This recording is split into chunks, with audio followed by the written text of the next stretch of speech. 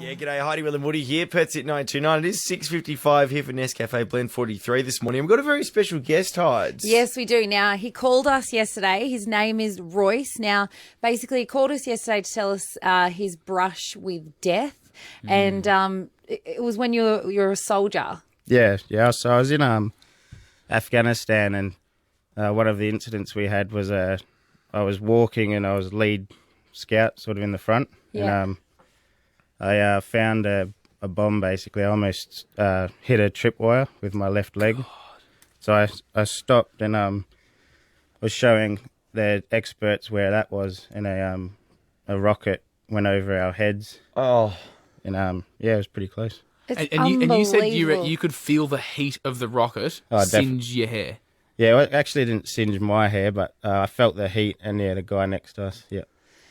So, Royce, now, when you told us this story, that is insane in itself, but you also told us that you're about to walk around Australia, leaving Rockingham in September with your dog, Trigger, to raise money for post-traumatic stress disorder. Now, for those who don't know, that affects 800,000 Australians a year, which is... Did you come home and have you suffered from post-traumatic stress disorder? Is that part of the reason why you want to go on this walk?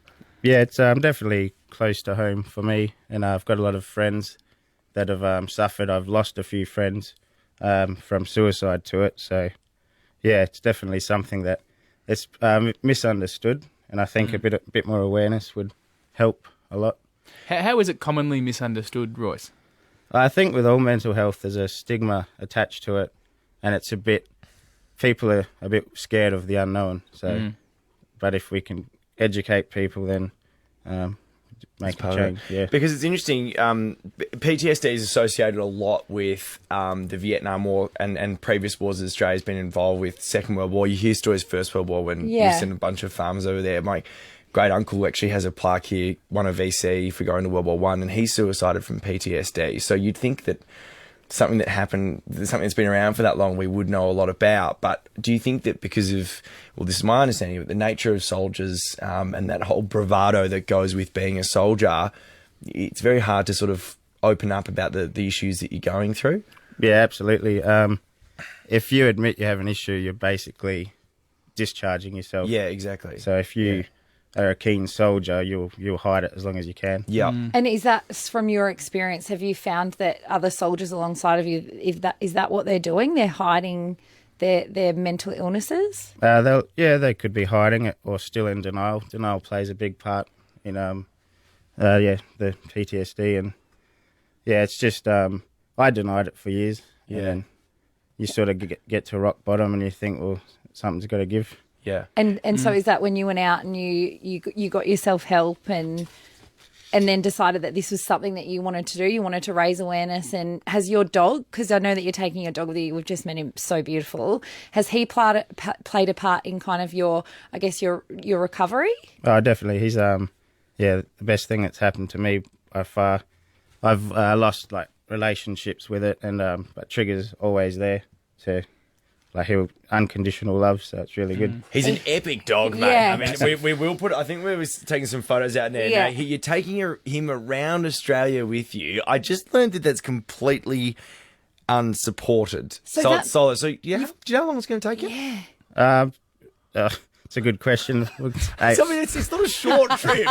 Because you're leaving Rockingham and you're going anti-clockwise. And so then, wow. So you'll be walking across the Nullarbor and... Yep, yeah. And have you organised accommodation? Like, what do you do? I've just taken a swag. You're taking a swag and you've got Trigger. When you're in Melbourne, you can stay at my place. My family's place. It's a beautiful place. You sit on the couch. So is that kind of what you're expecting? Because I know you've set up yourself a Facebook page, which we will put a link up on our Twitter at 929. Is that what you're expecting? You want to get your message out there so that people can help you along the way because you are going unsupported?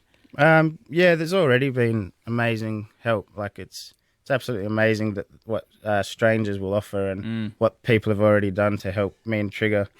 But yeah, it's more about raising awareness, and I'm happy to sleep on the side of the road for 2 years if I can get some awareness. 2 years. Oh my! But what an That's what we're talking about. experience It's 2 as years. well. It's got 2 2 years. I was going to say even more.